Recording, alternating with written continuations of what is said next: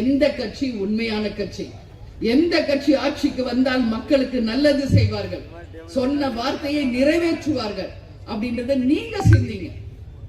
கடவுள் நமக்கு 6 அறிவு படைத்தது நம்மள சிந்திப்பதற்கு. இன்னைக்கு வெறும் இலவசங்களுக்கும் ஏமாற்றும் பேச்சுவார்த்தைக்கும் நீங்க மயங்க கூடாதுன்னு சொல்லி நான் கேட்டுக்கிறேன். இன்னைக்கு எத்தனையோ வாக்குறுதிகளை கொடுத்து இந்த ஆட்சி வந்திருக்கு.